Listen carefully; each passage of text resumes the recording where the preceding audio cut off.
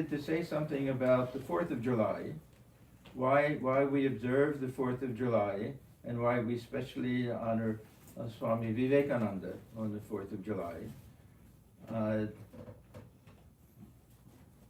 One thing that we know is that Swamiji passed away on the 4th of July. Swami Vivekananda passed away, but it is not the policy or the custom to observe the passing away date of any of our sadhus, of Sri Ramakrishna or Holy Mother or Swamiji or any of them. So there has to be some other special reason. And we will find out that the 4th of July was something very special to Swami Vivekananda. That means the day of independence, American independence. And in some respect, I feel that his passing away on the 4th of July was kind of an homage to his love for this country. Mm-hmm. And this, the role that the American people played, especially the American women, is something very, very special here. And Swamiji was keenly aware of the 4th of July. And we'll see, I'll go through a little bit of the history of it. We'll see a very beautiful scene that takes place when Swamiji was in Kashmir on a houseboat on the 4th of July. And he wrote a very beautiful poem on that occasion. I'll start out with the poem, which is entitled To the 4th of July. Behold, the dark clouds melt away that gathered thick at night and hung so like a gloomy pall above the earth. Before thy magic touch, the world awakes, the birds in chorus sing, the flowers raise their star-like crowns, dew set and wave thee welcome fair. The lakes are opening wide in love their 100,000 lotus eyes to welcome thee with all their depth. All hail to thee, thou Lord of light. A welcome new to thee today. O sun, today thou sheddest liberty. Bethink thee how the world did wait and search for thee through time and clime. Some gave up home and love of friends and went in quest of thee, self-banished. Through dreary oceans, through primeval forests, each step a struggle for their life or death. Then came the day when work bore fruit, and worship, love, and sacrifice, fulfilled, accepted, and complete. Then thou, propitious, rose to shed the light of freedom on mankind. Move on, O Lord, in thy resistless path, till thy high noon o'erspreads the world, till every land reflects thy light, till men and women with uplifted head behold their shackles broken and know in springing joy their life renewed. Now, one thing that I think is important to remember is that the United States, the 4th of July, represents freedom from the rule of England, who was ruling India at the time, and how Swamiji also longed to see India attain its own freedom.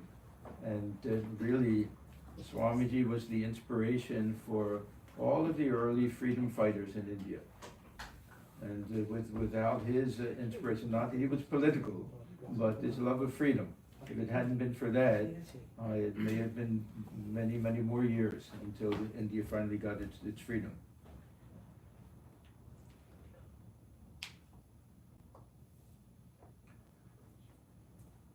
We know the history, most of us, that Swamiji came to the United States in 1893, and the World Parliament of Religion took place. Actually, he came a little early, but it took place. And this was the first time that Swamiji had left India, that traveled to a foreign land. Of course, on the way he stopped in China and Japan and came through Canada and everything. But he, on some level, fell in love with this country, with the people of this country, and with the ideal of this country. And he was profuse in his praise of this ideal. Now, he saw the negative side also. He saw that there was a prejudice, that there was a type of caste a difference between the rich and the poor. He saw all of these things, but he saw an ideal here that for him, I would say, mirrored the Vedantic ideal of the oneness, that the same divine self dwelling within all beings, manifesting itself in this democratic ideal of equality. So the politics, we may say, were not the interest of Swamiji, but to see this beautiful ideal of freedom and oneness and equality manifest in the whole nation, because this was an experiment. This was really the first time that a country of this size really declared itself to be a full democracy. Others were monarchies, there were kings and queens and everything, but this was kind of, the world was watching. This was a kind of a new experiment. And Swamiji was really excited, I believe, to be able to participate in all of this. So Swamiji came, he traveled throughout this country. On his first trip, first he came to Chicago, of course, and then he came to the East Coast and traveled all the way through the southern part of the country. The second trip throughout California, and he felt a special type of bond and a special type of closeness with the people of this country. And the other special connection is that without the help of some of the people from this country, I would say specifically Sarah Bull and Josephine McLeod and some others, he wouldn't have been able to start Bellarmine. The funds came from this country. Swamiji came partly to raise money to help the poor of India, but also he wanted to establish the Ramakrishna, what we call the Mutt mission. The Ramakrishna Mutt is that part of the order which is responsible for spreading the teachings of Vedanta, and the Ramakrishna mission is responsible for the second half of the ideal. Just put it there. Yeah, which is working for the welfare of the world. So we have this twin ideal, Atmano Mokshatam, that we strive for our own liberation, God realization, and Jagad Hitayacha, and we work for the welfare of the well-being of the world. So Swamiji had this tremendous heart and really felt the pain of anybody who suffered anywhere in the world. So he saw many things in this country that inspired him. One thing was the prison system, that at that time, now you'll be surprised, many of you, to know that this was a rather enlightened period in this country. I would say more so than today. And we also are only about 20 years removed from the Emerson and Thoreau, the great transcendentalists, who were very much inspired by Vedanta. Mm-hmm. Yeah. So there was an understanding and appreciation of the Indian culture and Vedanta in a certain strata of society, we may say. And there were so many free thought movements at that time, Christian Science, Theosophy, and everything. So it wasn't really just a complete backwoods country that he came to. That there were many well-educated people. In those days, people didn't spend their time looking at a computer screen or even going to movies. If they wanted some type of entertainment, they went to lectures, they went to theater, they had clubs, literary clubs and everything, especially the women. The men were busy working, and the women were the ones who upheld the culture in this country at that time. Swamiji fell in love with the women of this country, and how his heart broke when he thought of the condition of the women in India, who were denied education to a large extent and didn't have equal rights. Now, of course, we didn't get the right to vote for women until 1920 in this country, so it's not like everything was perfect here. But most of those who would attend his lectures, who became very close followers of Swamiji, were the women of this country. And Swamiji really praised them for that. So the two great ideals of Vedanta, this unity of existence and the divinity of the soul. The Swamiji always wanted to see these things manifest in a concrete way, in not just in the individual, but in society. And for him, this experiment with democracy was really an experiment in Vedanta.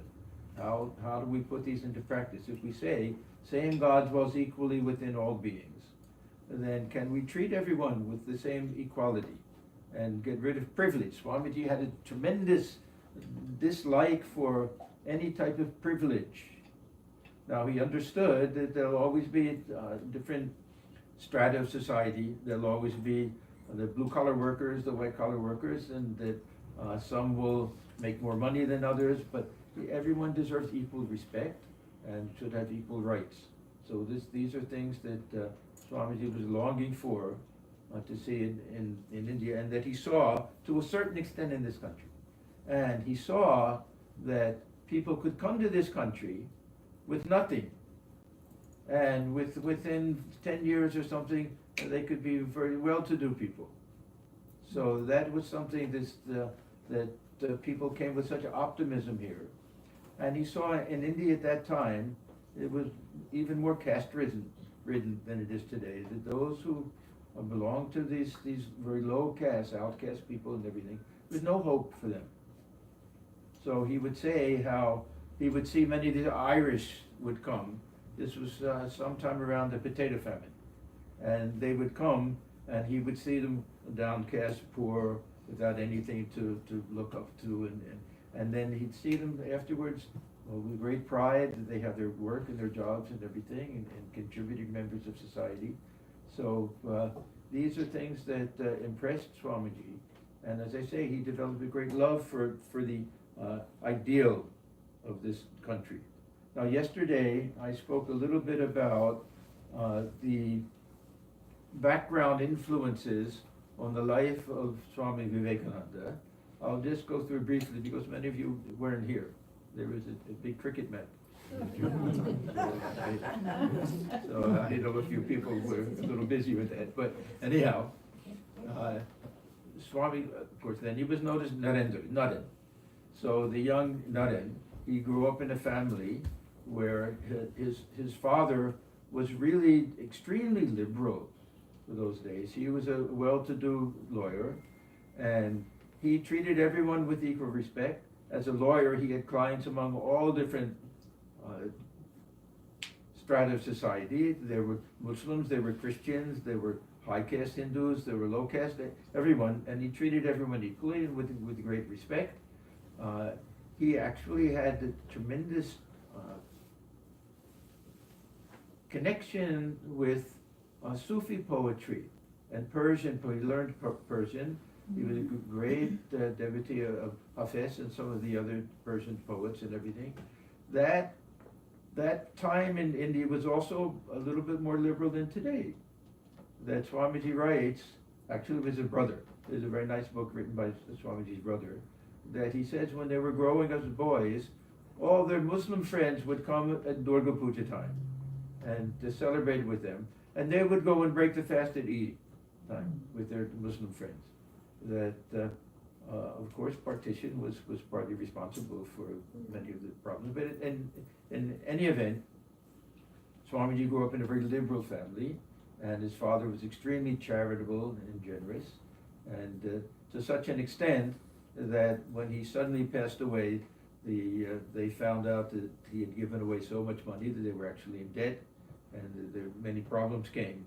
But in any event, I think his father was a great influence on him with regard to this feeling of sympathy and compassion and love for the poor and for all beings. Then, of course, the greatest influence on the life of Swamiji was Sri Ramakrishna. And at the very first meeting that Sri Ramakrishna, I said yesterday, I feel that he awakened within Narendra this love for humankind. I'll read the description that Swamiji gives of the very first meeting. Now, this Narendra, he was then 18 years old, So we have to picture it.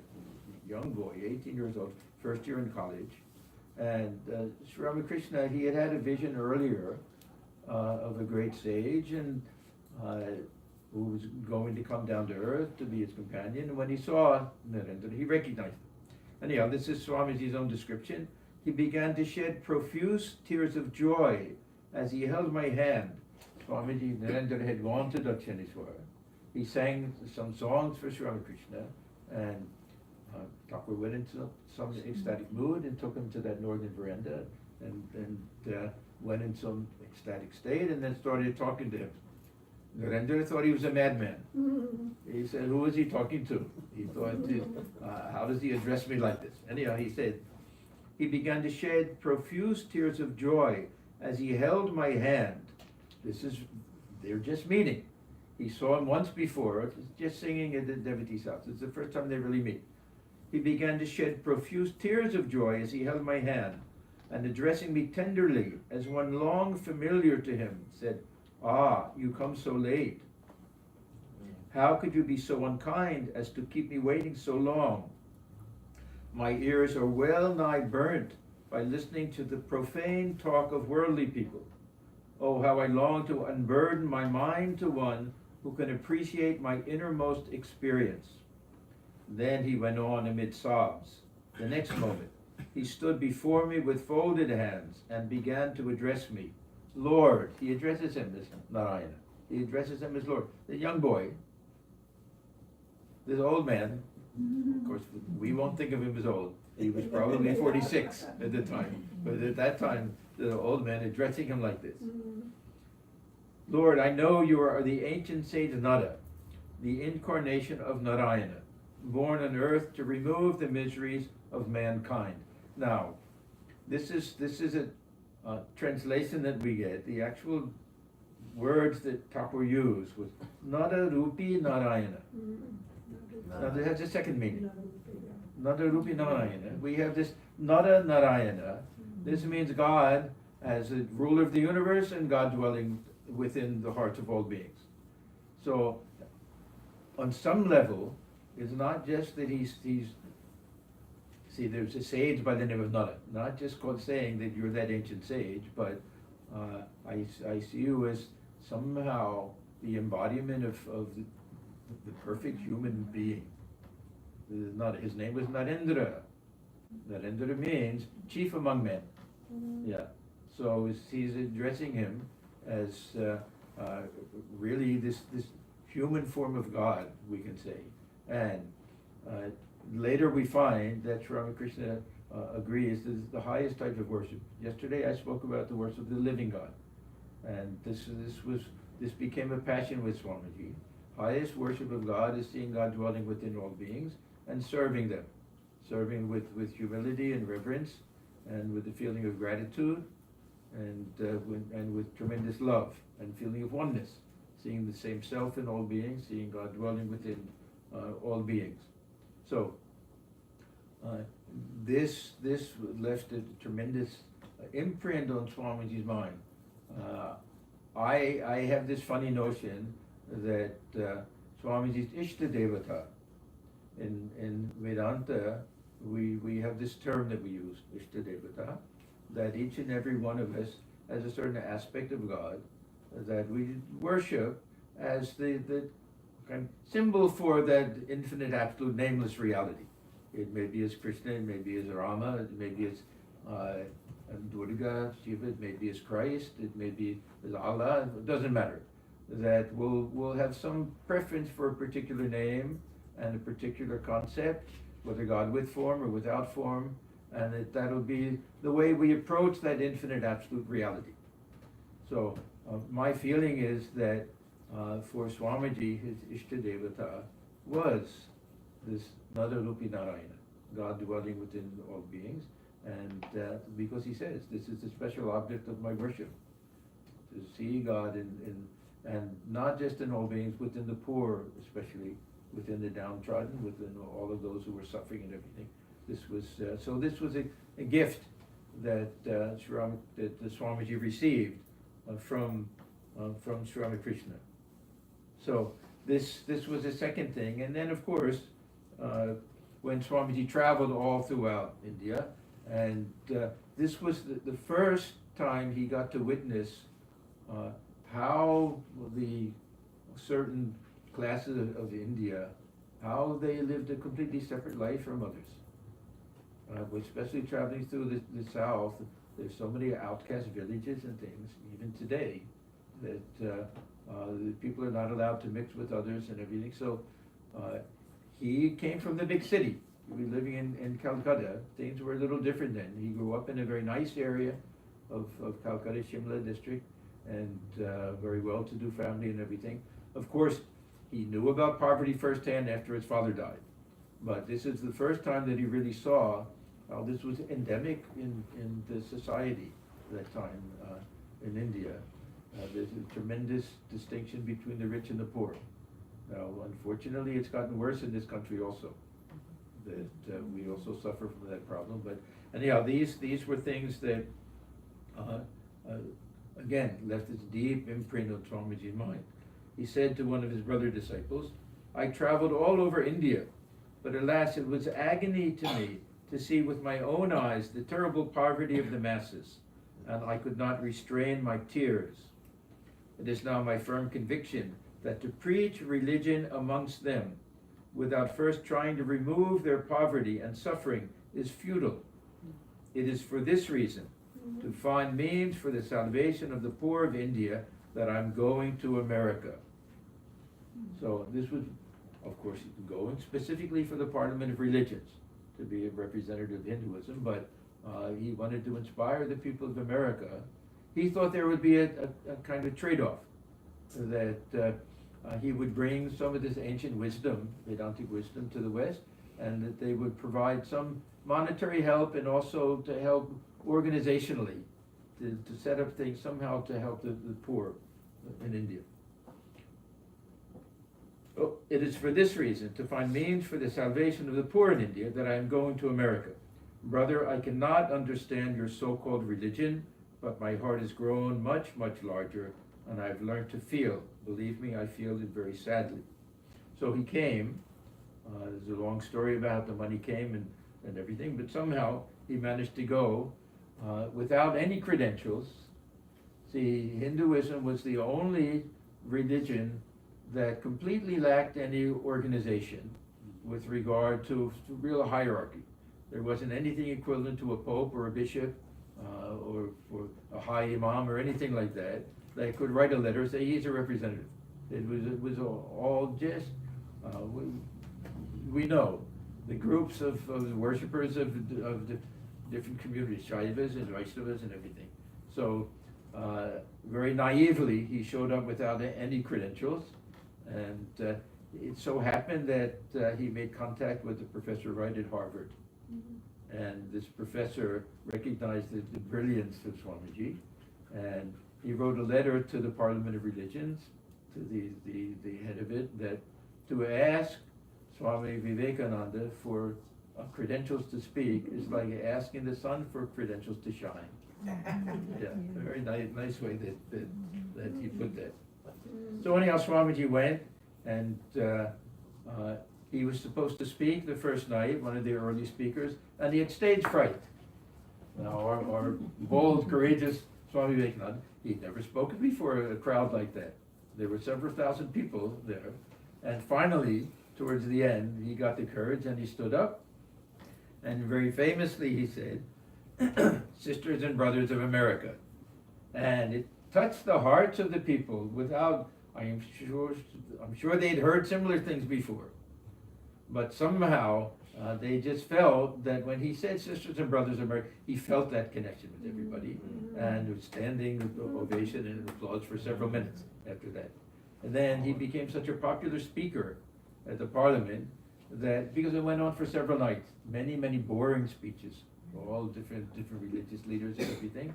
When they found people getting restless and starting to leave, they'd make an announcement that at the end of this, Swami Vivekananda will speak, and everybody sat down again. Yeah. So he became tremendously popular, and every other speaker spoke really as a representative of their particular religious tradition. Swamiji spoke as a representative of religion in just this Sanatana Dharma, or Vedanta in its universal sense, and everything was about toleration and acceptance, and we're all striving for the same thing, all worshiping God or the divine in our own way, and it was very much appreciated by the people there. Now, we also have to remember, this is the cream of society, the people who went there. These are the deep thinkers and the free thinkers and everything, but still, as some of them went, as Josephine MacLeod, she heard Swamiji there, and they asked her what was her reaction, and she said, the first thing that he said, it struck me that this is true, and every other thing that he said, it struck me that it was true. Yeah, so it resonated with her, this tremendous universality and this tremendous love, and people could feel it. It was so genuine. It was so genuine because he was a man of full, perfect realization, even at that young age of 30. That he tangibly felt was the common connection with everyone. There's a oneness with all beings. So these are things that people felt. He had such a tremendous power that he could lift a whole audience. There was one time when he was speaking, I think it was in Brooklyn or somewhere in New York perhaps, that he suddenly stopped in the middle of his lecture and just kind of closed it. And they asked him, what happened, Swamiji? Why did you do that? And he said, I felt such tremendous power at that time that I could really change the minds of all the people I was talking to. And they felt it wasn't fair for me to do that. It wasn't right. It may not be helpful for everybody. So I stopped at that point. And really, he wasn't an ordinary speaker. He used to say that sometimes he would sleep at night and hear the whole lecture that he was to give the next day. He would hear it as if someone were reciting it for him. And so he was inspired. He was like a rishi when he spoke. And so he really touched the hearts of people. There's a documentary that recently was shown, PBS, the first Buddha of America. I don't know if any of you saw that. But yeah, he opened up this country to all of the later holy people and gurus who came here. Now I want to get to really this connection with the 4th of July a little bit more, because Swamiji stayed in this country between 1993 and 1997, with a little trip in between to England, then when he went back to India. 1893. Thank you. 1893 to 1897.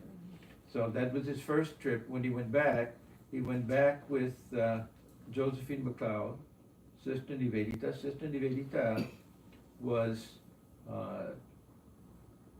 actually an Irish woman who was living in England but came to the United States. He met her in England. She was Margaret Noble, and Swamiji inspired her to devote her whole life to working for education of women in India. And she started, of course, the Nivedita's girls' school. There are many of them throughout India now, and so she deserves tremendous amount of credit. So they took a trip to Kashmir altogether. This was very, very important in the life of Swamiji because he went to Amarnath, and when he was in Amarnath, he felt the blessings of Shiva. That Amarnath means the Lord of the Immortals. Amara. And it said that there's a boon that one can receive there, this Icha Mrityu, that one won't die until one chooses the time when to let. Yeah, and this will be a little bit significant because some feel that he chose that 4th of July date to pass away. But before this, they were living on a houseboat on Dal Lake. Has anybody been to Kashmir? Yeah. Honeymoon. Yeah. Okay. Yeah. And so they had a houseboat there, and a couple of them, one for the monks and for the women who were there and everything. And this was now 1898. So they came back in 1897, and Swamiji remembered, he noted that it was the 4th of July.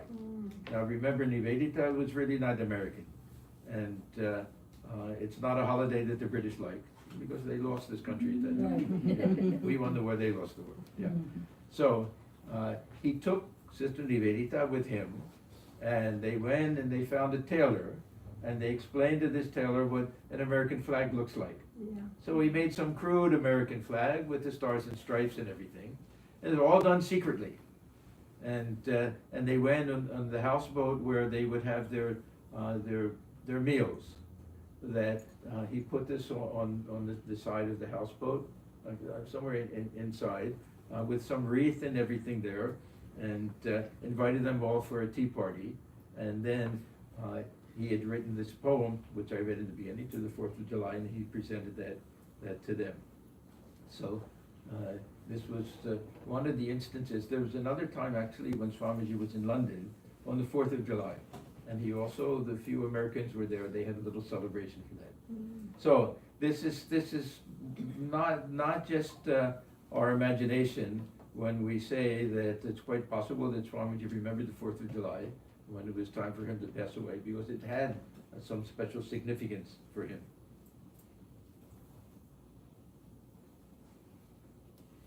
So Swamiji came back to India. He set up the Ramakrishna Mountain Mission. This was in 1897 on May 1st. Okay, I have the decade right and the year right. Okay. I know this date because the Vedanta Center of Greater Washington, D.C. was started 100 years after that. Yeah, 1997. Yeah, so we were 1997. Yeah, May 1st, we had a special meeting that day. So Swamiji really felt that his work was done, that he had accomplished what he had set out to accomplish. And when he came back to India, he really turned everything over to his brother disciple, Swami Brahmananda. Whatever he had earned, every penny that he had earned, he didn't feel that any of it was his, of course. And he made Swami Brahmananda president of Bellabhat, the first president of our order. We don't consider Swamiji the first president of our order, the Swami Brahmananda. And he wrote in a very beautiful letter. Anyhow, I'm quite satisfied with my work. This is a letter to Mary Hale, who was in Chicago. I never planned anything. I've taken things as they come. Only one idea was burning in my brain: to start the machine for elevating the Indian masses. And that I have succeeded in doing to a certain extent. It would have made your heart glad to see how my boys are working in the midst of famine and disease and misery. That means his own disciples and his brother disciples who were younger than him. Not all of them were younger, but anyhow. Nourishing by the mad bed of the cholera-stricken pariah, and feeding the starving outcast. And the Lord sends help to me and to them all. What are men? He is with me, the beloved. He was when I was in America, in England, when I was roaming about from place to place in India. I feel my task is done at the most 3 or 4 years of life or left. Swamiji was very much aware of the shortness of his life. And he said on several occasions, I won't live to see 40. And this was partly because his father died suddenly very young. He suffered from different diseases. I don't know if they really diagnosed things as diabetes in those days, but he had that diabetes. There was no insulin or anything. People died young. And somehow, maybe his experience at Amarnath, he had some premonition. But he told people on various occasions that he wouldn't live to see 40. And of course, it came out to be true. So he said, I feel my task is done. At the most 3 or 4 years of life are left. I've lost all wish for my salvation. The Swamiji used to say, I don't mind being born again if I can help a single person. I can be born again and again. I never wanted earthly enjoyments. I must see my machine in strong working order, and then knowing sure that I put in a lever for the good of humanity, in India at least, which no power can drive back. I will sleep without caring what will be next. And may I be born again and again, and suffer thousands of miseries, so that I may worship the only God that exists, the only God I believe in, the sum total of all souls, and above all, my God the wicked, my God the miserable, my God the poor of all races, of all species, is the special object of my worship.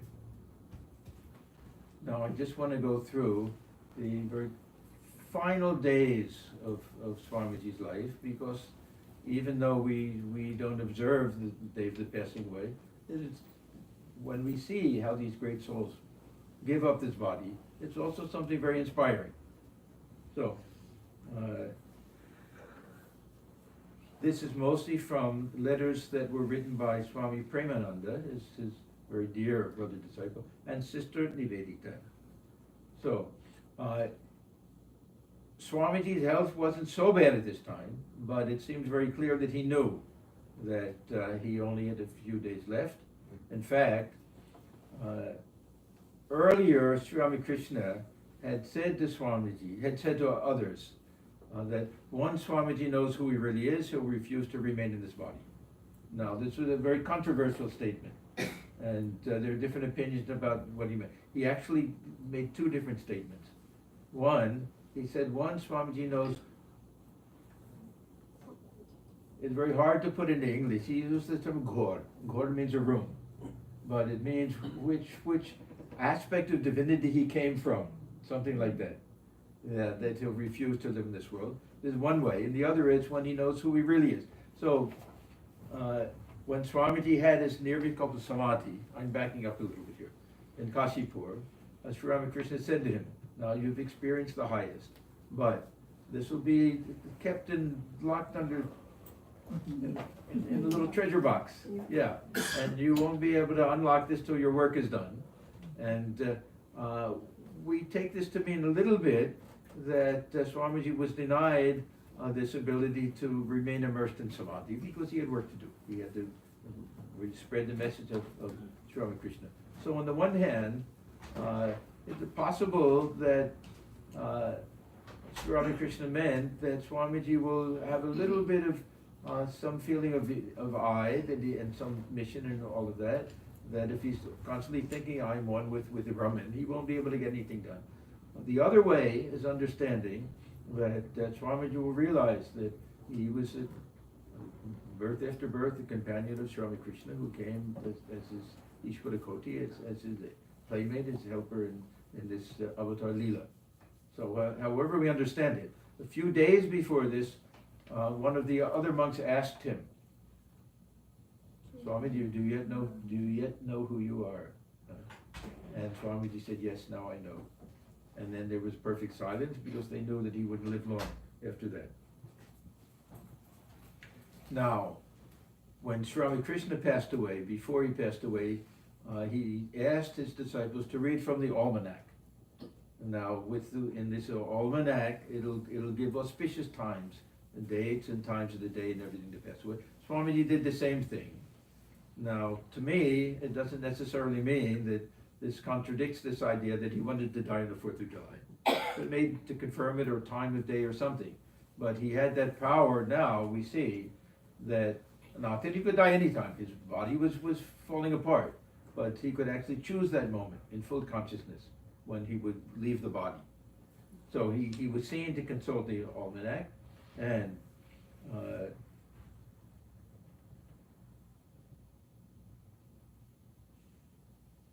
then we get to that final day.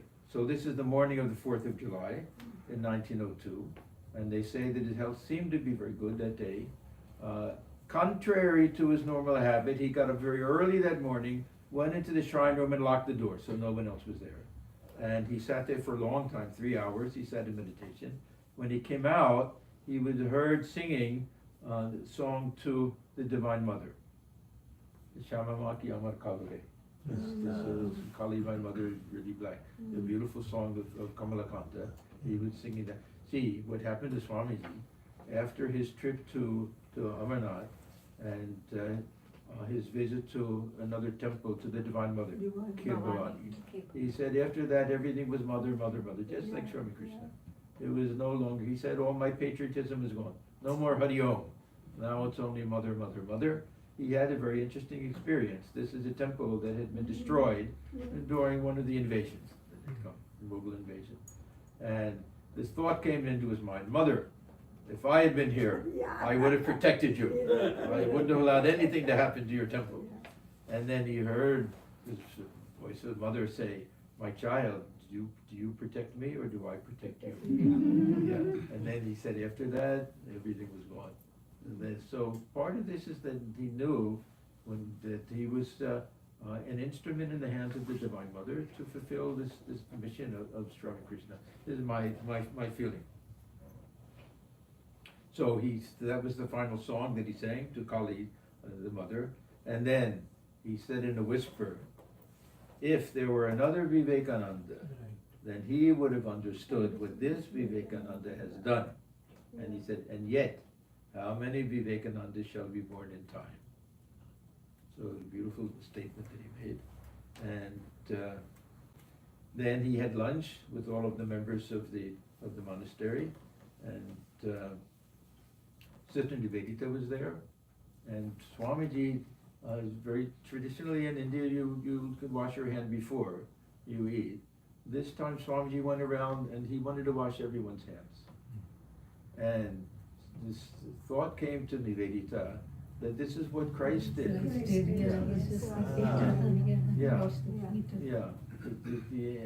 it was probably the Last Supper. And then she started to say something and then remained silent. So she also had that feeling that this was going to be the end. Now he gave a lecture in Sanskrit grammar to the brahmacharis for 3 hours. Imagine, then went for a long walk with Swami Premananda and discussed all future plans for the mutt. And then he went back and he went into his room. He took a little bit of rest, and 7 o'clock the bell rang for worship in the shrine at that time. And he went to his room and he lay down, and he had an attendant. We don't know what happened. This was a brahmachari. I forget his name. But he must have left. We never hear about him, that he became a monk or anything. But he was the one to serve Swamiji at the very end. And he told him, don't let anybody come until I call. And he meditated for 1 hour. Then he called the disciple and he asked him to open the window and to fan him. And then he laid down on the bed, and the attendant thought that he was sleeping. But after an hour, he noticed that Swamiji trembled a little bit, and he took that final breath. His eyes became fixed in the center of the eyebrows. And then he says, his face assumed a divine expression, and silence fell. So this was the last thing. And then all the brother monks came, and they saw that Swamiji had given up the body. And one of them remembered that Swamiji had said, it may be that I shall find it good to get outside my body, to cast it off like a worn out garment, but I shall not cease to work. I shall inspire people everywhere until the world knows that it is one with God. There was an interesting experience that Swami Ramakrishnananda had. He was then in Madras, Chennai, and he had some type of vision or felt the presence of Swamiji, that Swamiji appeared before him. And he said, his name was Shashi. So he said, look Shashi, I've spat out the body. And then he then disappeared. So the Swami Ramakrishna, what happened? He contacted them, the Brother Mutt, and he found that Swamiji had passed away just at that time. Yeah. So, what does it mean for someone like Swami Vivekananda to give up the body? Sri Ramakrishna was asked once by one of his devotees that will all of those who have come to you, will they all have liberation? Will they all get final liberation? So do you know what Swami Krishna said? Yes. Not those who belong to my inner circle. They'll have to come back when I come back. Yeah. Others they can get their liberation, but those who are these special ones, he used the term Ishwarakoti, those who come along with the avatar, that they'll come again. Now, Sri Ramakrishna had that vision of Swamiji as a great sage who was one of the seven rishis, sometimes, one of the great sages who was lost in that state of samadhi. So, what happens with someone like Swamiji? He himself said, I won't cease to work. He himself said that he won't accept this final liberation until everyone accepts liberation. This is the really this bodhisattva ideal, that until, as long as there's at least one soul left who hasn't achieved liberation, I'm willing to come back again and again. So somehow the Swamiji maintained some type of individuality. Now it's explained, if we want to get a little philosophical about this, as Swami Atmajnanananda and his great master, he says that when the ordinary souls, they attain this state of liberation, they become merged in Brahman. But this class, the avatars and others, he says they become Prakriti Lina. They become merged in nature somehow. So that means, as if he's still remaining as this great sage, somehow can be awakened again by that small child of Sri Ramakrishna and brought back to earth to work for the welfare of others. So these are mysterious things we don't really know how to explain. In the Catholic Church, there's a tremendous belief that the saints do not give up their individuality. They're the ones we can pray to, and they're the ones who can grant boons and give us blessings and things like that. So Swami Vivekananda also had an experience when Vivekananda passed away. You know, Swami Vivekananda, he also had an experience that when Swamiji passed away. Even ordinary people, it's not uncommon. They're just a very dear loved ones that they'll feel that they were visited by the person who had just passed away. Maybe even through some attachment or something. So these are things that, it's not just imagination. That the soul leaves the body, somehow it has some ability to communicate. Not traveling distances or anything, because it's on a subtle realm at that point. So we remember everything that Sri Ramakrishna had said about Swamiji. Naren will pass away only of his own will. The moment he realizes who he is, he will refuse to stay a moment longer in the body. The time will come when he will shake the world to its foundations through the strength of his intellectual and spiritual powers. I pray that the Divine Mother may keep this realization of the Absolute veiled from Naren. So this is the one idea. There's much work to be done by him, but this veil is so thin, so very thin, that it may give way at any time. So, Swamiji gradually started to feel this veil getting thinner and thinner. I don't think it was just a one-time thing, but the experience in Kashmir and other experience that he had, and feeling that he had fulfilled that mission and everything, that he was perfectly ready to give up the body. See, for these great souls, death is not something that, we miss them, of course, but it's not a sad occasion. If you've ever seen, of course, generally the public isn't there, but sadhus who pass away in Bellarmata, there's great singing and rejoicing. Kirtan goes on and everything. Yeah. It's considered a great blessing to finally give up this body and to attain, however we understand it. We go to Ramakrishna Loka or attain some oneness or whatever.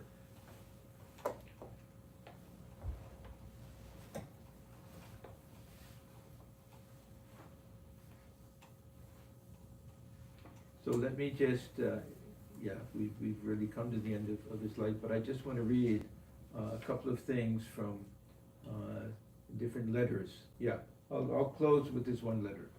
This is, to me, the most beautiful letter that Swamiji wrote.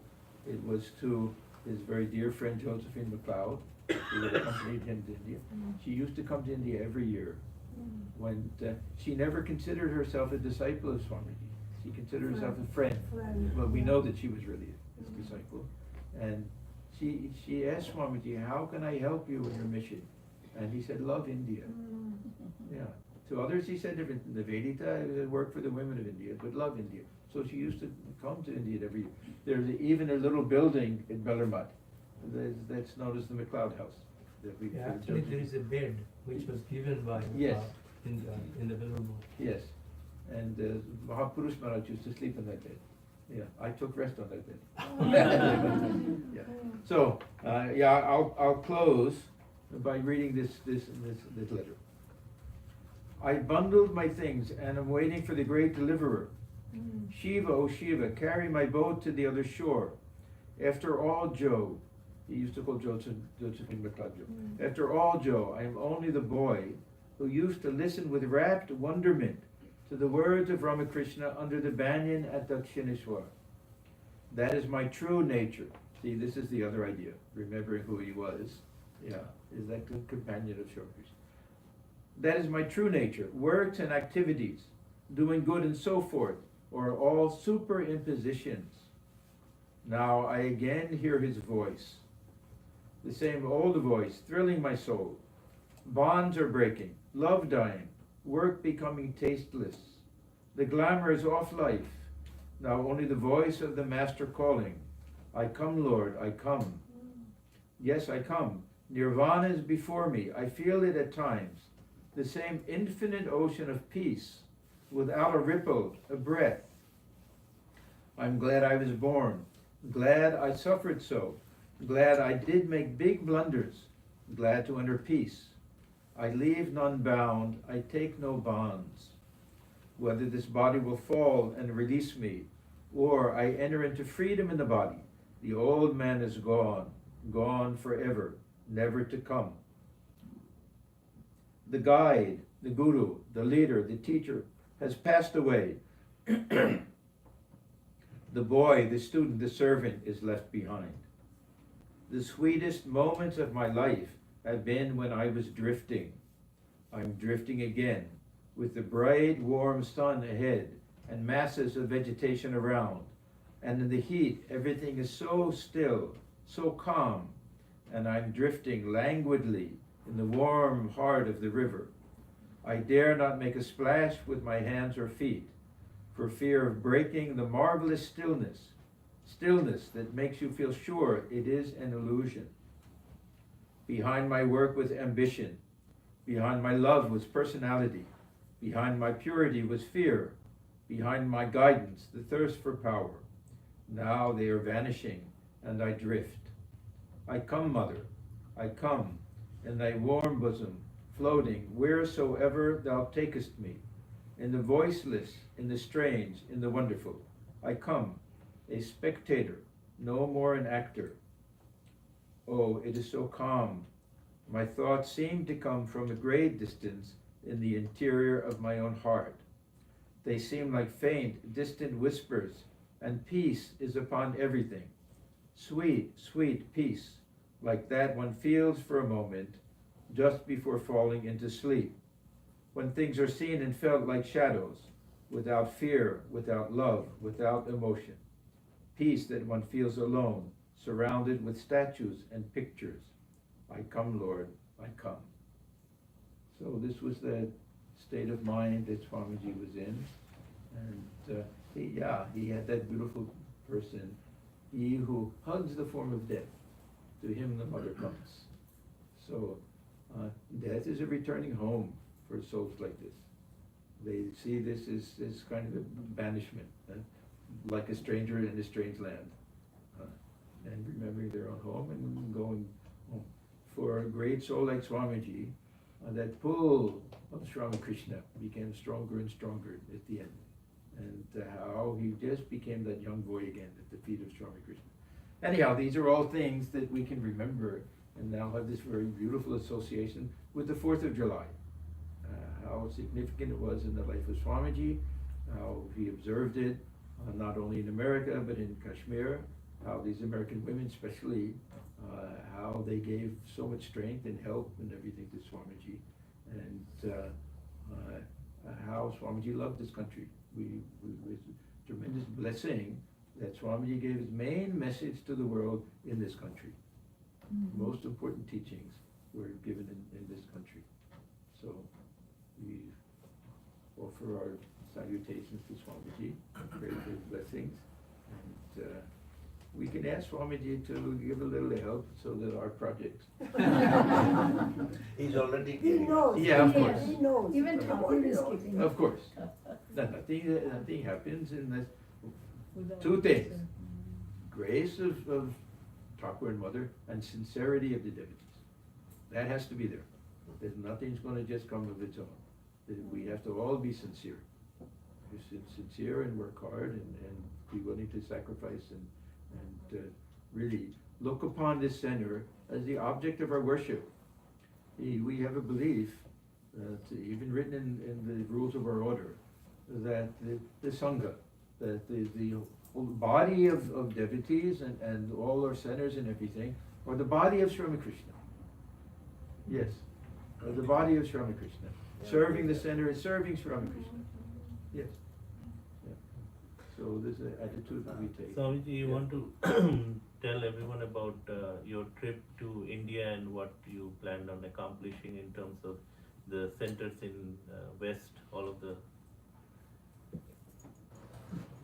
We have a lot of private centers in India like this, but they're under the larger umbrella of the Ramakrishna order. There's something called Bhav Prachar, and that gives them some status as belonging to the order. Here we belong to the order only through the connection with Swami Sarvadevananji as the spiritual leader of this order, and under the guidance of Southern California. But this would, if it happens, of course we can't predict anything. Would be nice that all of these private centers that developed, not 2 days ago, but developed like this one, will be able to say that yes, we officially belong through this larger umbrella to the Ramakrishna Matin mission. So, we'll try to work for that also. It won't change things too much here, only it'll allow us to feel that a more direct connection, we could say. So are you saying we are not recognized by Bildermott? I thought we are. We are not. We're appreciated by Galarmat, Yeah, but we don't belong to them. They have no say. They can't send anybody to be here. They couldn't transfer anybody to be here. Yeah. So we're not under their jurisdiction. We're a private center. Yeah. If we're accepted by them, then a monk could stay here, possibly full time. Otherwise, now it's a private center. You can only have monks that will visit for a certain. Otherwise, we can't be away from our own center more than 6 months at a time or something, or 2 months. That depends. Yeah. Swami, but do they know that there are centers like this here? Yes, of course. Yeah. Information. Of course. Okay. Of course. Because many of They these know about centers, this one, I can tell you that. many of our centers have applied, have actually requested to be made full independent centers. Mhm. There's a long waiting list, but that's how it works. See, Houston was just a center, and they put Florida Center, St. Petersburg was a private center for many, many years. Yeah, and so some, they'll bug the headquarters in Bellarmine year after year after year. And then finally they're getting permission. All of these centers in Brazil were like that. They were built up for many, many years. And then finally, Bellarmine made them full centers and sent the Swami from India. Yeah. So one question more is that, like us as a, group here, apply for that, or our senior Swami will let them know. How would they know that we have that desire?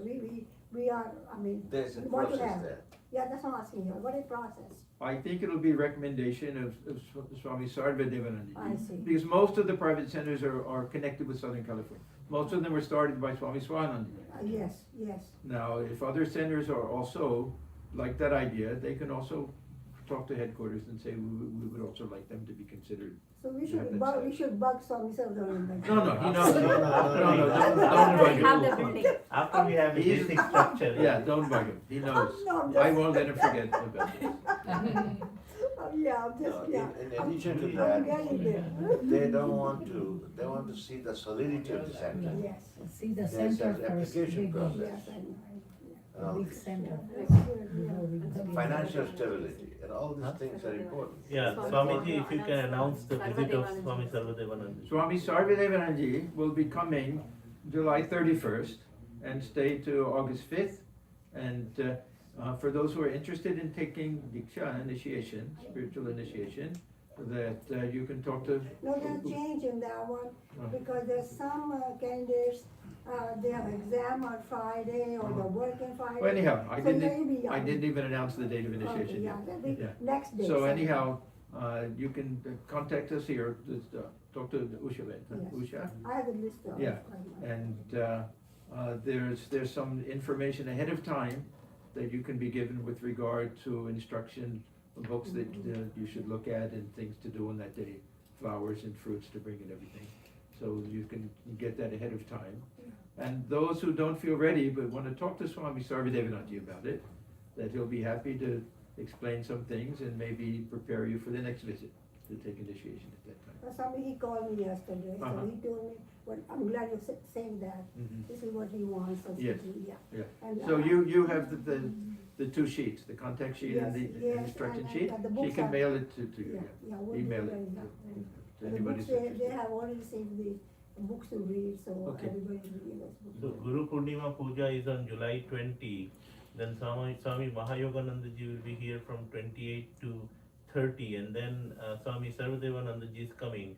Immediately after that, Swami Dhyanananda ji is coming. So we have packed program for 3 Retreat, long weeks. retreat. So basically, which is great for our center, and again shows how active we are. But we will need everyone's help to get everything situated and all of the logistics. So we have to work it just like like mini Kalpatru or Durga Puja. We have to have everyone's involvement to be able to do all these things. Yeah, if anyone that wants to volunteer for certain things, Yeah. there are different, committees Yeah. that you can sign up for and you can help for, cooking and cleaning and maintenance, all sorts of different Yeah. things that have to be done.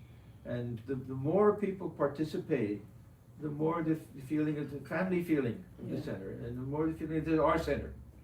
The more that we hire things out and that other people do it or things don't get done, then the center suffers because of Yeah. that, and the devotees suffer. So to be able to work for the center, see, I have a bit of a conviction that work done for the center is far more spiritually uplifting for most people than this type of meditation that we do. Not to give up meditation, of course, but how deep is our meditation? We can't give that up. But in terms of things that are spiritually helpful to us, serving the center is a very tangible way of doing it. And this is a tremendous type of spiritual practice. This is our karma yoga. And more than karma yoga, it's a worship. This is how we perform worship through service to the center, service to the swamis who visiting swamis who come, cooking for them and everything, and serving each other. Holy company doesn't simply mean that it's the monastic members. The devotees are also holy company. Swamiji quotes a line, I don't know where it's from. It says, Mad bhaktanam chaye bhaktas teme bhaktatamavada. Those who are devoted to my devotees are considered the greatest devotees. Yeah, Swamiji quotes that. So not just be devoted to the visiting monks who come, be devoted to each other, to serve each other and help each other and everything, and have some fellow feeling, let some love develop among all of the devotees through the common ideal, through common love of the Vedantic ideal and the great spiritual personalities. Thakur Swamiji.